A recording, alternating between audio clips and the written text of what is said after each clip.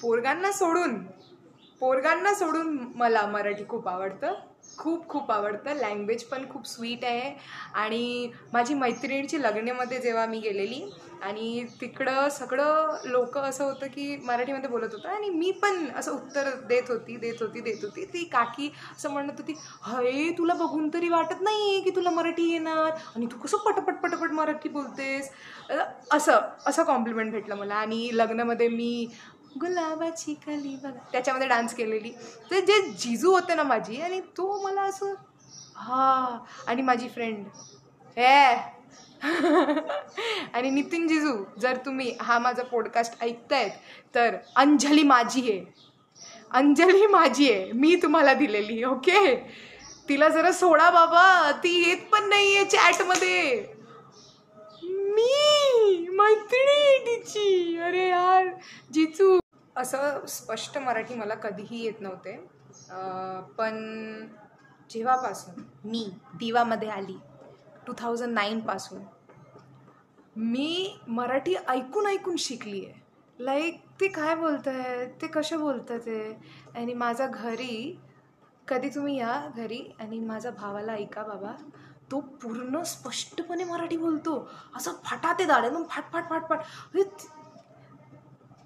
तो परफेक्ट आहे मराठीमध्ये.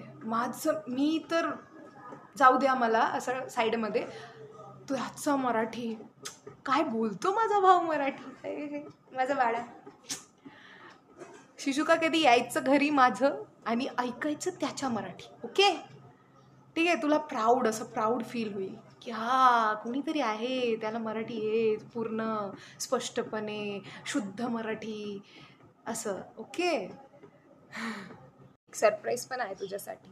ठीक आहे, माझं एक फेवरेट मूवी आहे. आणि फेवरेट मूवी म्हणजे मी जास्त मूवी नाही बघत मराठीमध्ये, पण मी 2-3 मूवी बघितले. वेड बघितलंय आणि दगडी चॉल बघितलंय. आणि जे माझं फेवरेट आहे भेटली तू पुन्हा. इट वॉज सो ब्युटिफुल ते मूवी. आणि ती हिरोईन माझी फेवरेट आहे. लाईक किती सुंदर दिसते, ती सादगीमध्ये किती सुंदर दिसते. आणि नंतर जे पोरगा तिला रिजेक्ट करतो नंतर तोच असं पाठी लागतो की नाही मी लॉस झालं माझं, ही पोरगी किती सुंदर आहे. लाईक बघा सगळे जायचं आणि बघायचं भेटली तू पुन्हा. ओके, परफेक्ट मूवी आहे. फॅमिलीसोबत पण वॉच करू शकतायत, असं काहीही वल्गॅरिटी नाही आहे त्याच्यामध्ये. ओके.